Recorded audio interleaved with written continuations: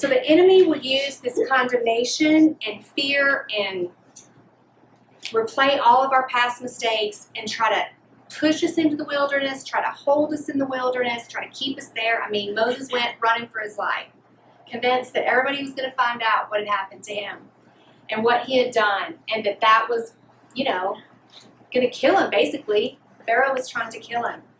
And so that's one of the enemy's favorite tactics. And so what I was saying before is, don't let the enemy do that. The Lord knows who he called. The Lord knows who he chose. He knows everything about you. He knows what you're going to do tomorrow, and he knows what you did when you were little. He doesn't care about any of that.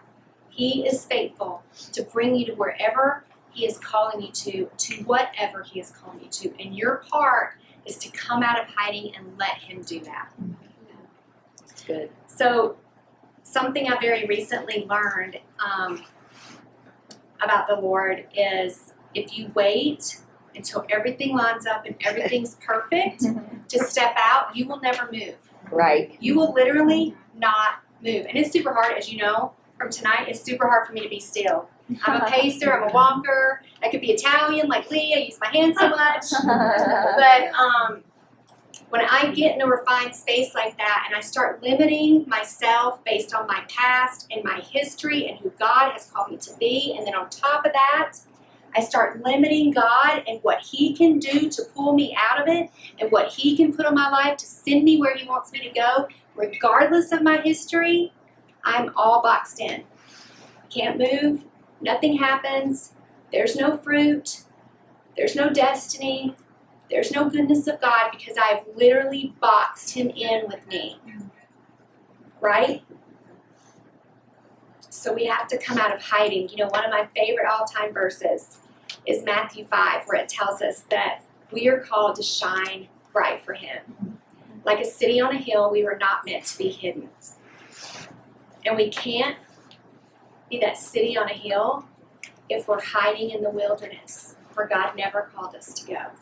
We can't shine bright for him if we've decided that this is our safe place and this is our safe God and we're going to leave him right here with us in the safety zone. So come out of hiding and shine your light. This is your call tonight to do that. Let's go back to our text in Exodus. I want to show you one more thing about Moses. Skip ahead to chapter 4. Chapter 4, verse 10.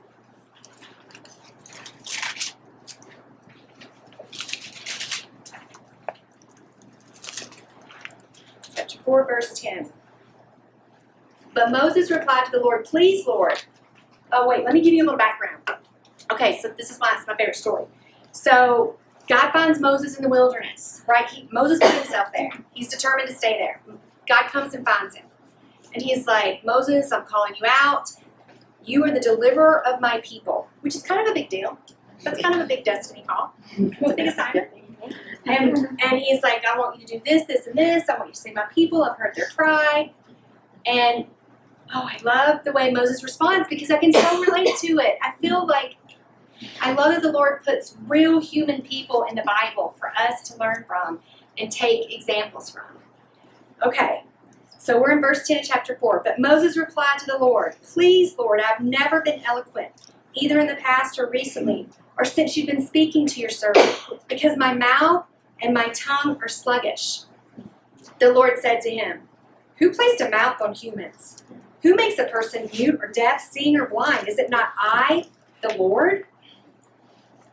Now go, I will help you speak and I will teach you what to say."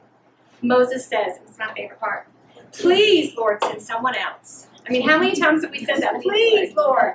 It's like one day in church we're like, "Yes, we're singing the worship, send me, Lord, send me."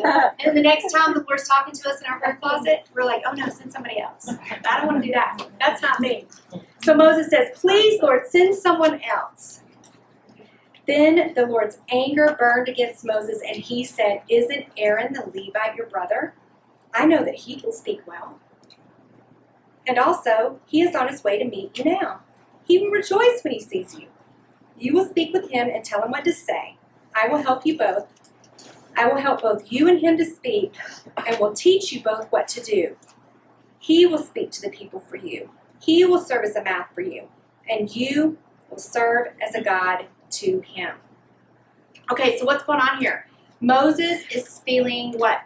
Inadequate and unqualified, right? He doesn't have what it takes. Something's wrong with him. He's not perfect.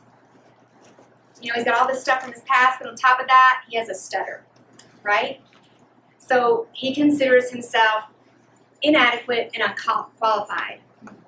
Moses was willing to stay behind the scenes, to stay hidden in the wilderness, and relinquish his calling to somebody else because he didn't think he was qualified. Wow. He's just going to hand it over to his brother. This giant call in his life, this huge destiny, because he stutters, feels inadequate.